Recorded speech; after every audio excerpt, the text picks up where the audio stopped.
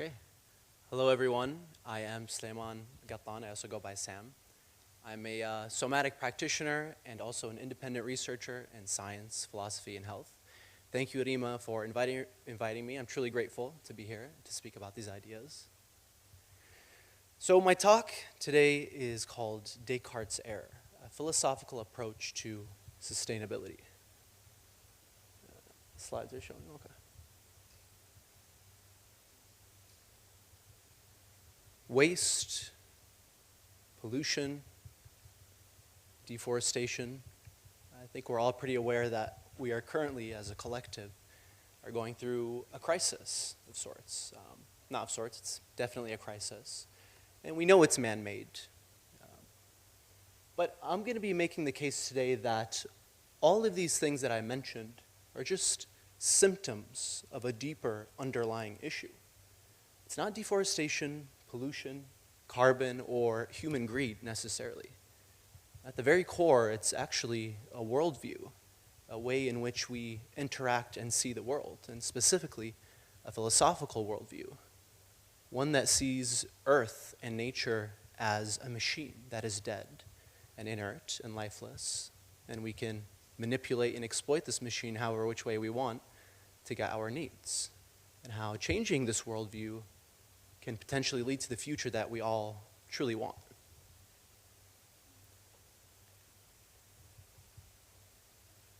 Clicker is stopped.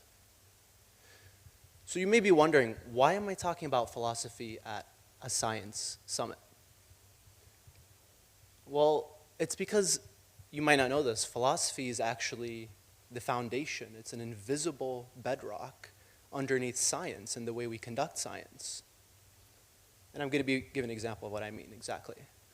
This might come as a shock to some of you. You know, science is supposed to be the objective way of studying the natural world, that we are very empirical and we stick to the facts and that's it. It's just plain old simple truth. Well, it turns out it's not that simple. And the science that we have today, that we create technology out of, comes out of a very specific philosophy that I'm going to mention. Now, before I go into that, I just want to show you guys a concrete example overall of how science and technology operates within politics, our economy, and civilization in general. Scientific research, you know, if we take a step back and ask ourselves why we're doing science, I think it's fair to say that it gives us power as a collective. With new technologies and medicine, we become more powerful. And with that power, what essentially happens is people want to go and find more resources, exploit those resources so they can feed into more scientific research and more technology, and so on. This circle goes again and again in a loop. Where does philosophy come in? Philosophy shapes the very way we conduct science. It is the scientists that are at the universities with a certain worldview that produce these practical results and create this cycle.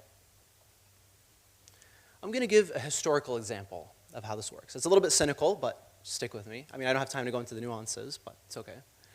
This is King Leopold II. Some of you might know this guy. He was a ruthless imperial leader in the 1800s. And during the automobile revolution, he wanted, first of all, he got a lot more power, obviously, because when you have automobiles, you're able to transport. But he wanted to collect more resources. So what he did was went and exploited a country in Africa, the Democratic Republic of Congo. And he did that because he needed rubber, you know, rubber for the tire, for the automobiles, and you need to take out and extract rubber trees, which existed in large amounts in the Democratic Republic of Congo. And in the process, wiped out, you know, civilizations, ecosystems, with no kind of care for the life that was there. And so on and so forth. This made him more powerful. There's that cycle. So where does philosophy come into this? Well, the whole reason why he wanted to create automobiles in the first place was because people at this time really wanted to create automobiles. There's a high demand for creating automobiles. Okay, let's take another step back. Why did people at this time want to create automobiles? Well, it's because people were obsessed with making machines. This is at the height of what we know as the Industrial Revolution. Okay, so why were people obsessed with making machines? Well, the answer lies in a philosophical worldview, and it all starts with this man right here. This, some of you might recognize, is René Descartes. He was a French philosopher in the 16th and 17th century who is known as the grandfather of modern science and philosophy. And his influence is everywhere. Once you see how his philosophy works, it's in the way we do medicine, the way we create technology, so on and so forth. And Descartes saw reality, this was his philosophy, he saw reality as being split into two different kinds: mind and matter. For Descartes, mind was the realm that existed between human skulls. This is where life, intelligence, creativity, subjectivity existed. And everything outside of mind was matter, these little particles that were dead, inert, purposeless, not intelligent.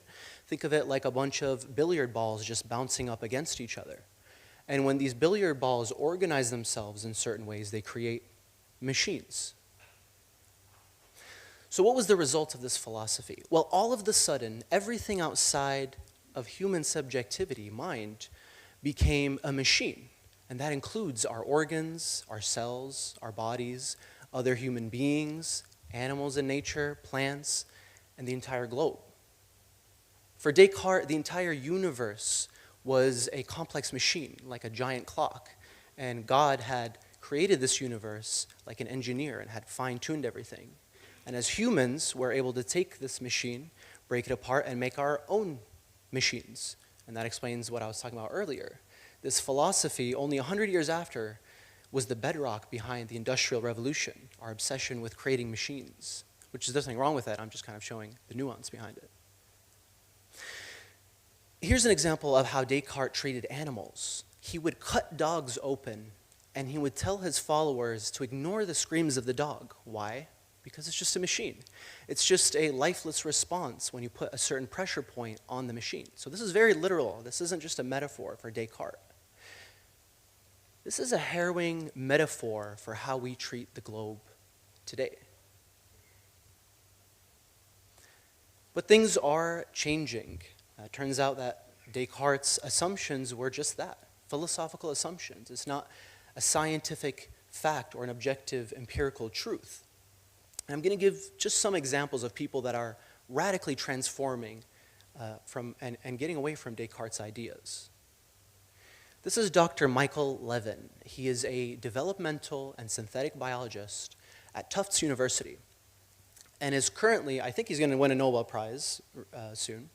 His experiments are completely changing the way we look at biology. And I can't go into all the details, but he's pretty much proving that the cells and the organs within our body are not machines, but they are truly alive, intelligent, and that they form communities of sorts, and that they are social. They communicate with each other.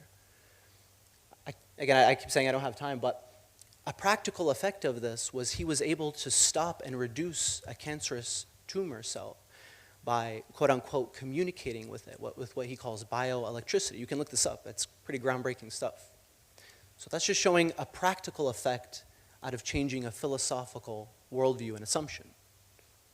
This is Dr. Philip Goff. In the realm of philosophy, he is leading the charge in a new and a very popular worldview of panpsychism, the idea that mind and matter are not separate, but that mind is a spectrum of sorts, and that humans are at the very top of the spectrum, and the rest of life and the rest of the universe at the ends of the spectrum. And finally, we have Dr. James Lovelock. He's a legend in the field of ecology and the environment. He came up with the Gaia hypothesis, and he noticed that the way Earth regulates its own temperature patterns, it actually behaves much more like an organism than it does a machine. It was controversial at the time, but there's a lot of empirical evidence to suggest that he was right, and he made a big influence in his field. So if a philosophical worldview can guide us, obviously I'm painting with a very broad brush, but if a worldview can guide us into the state that we're in today, what happens when we take a step back and change those assumptions and that worldview? What would that world look like if we started treating the environment, nature, animals, our bodies, truly as alive, not as unintelligent, lifeless machines? I'm going to end with this. This isn't just armchair philosophy. The way we look at the world truly does have practical and real-world effects. Descartes' example of the dogs is one example. And Dr. Michael Levin's example of treating cancer in that way is another example. And I'll just end it with this quote by one of my favorite doctors. His name is Dr. Ian McGilchrist. He says, "Attention is a moral act. It can create or destroy." So I'm not saying that we just get rid of all the way we do science. I'm saying we need to have a more harmonious view, and that would actually be more empirical. We're sticking to the facts if we do something like that. Thank you guys so much, and I hope you enjoy it.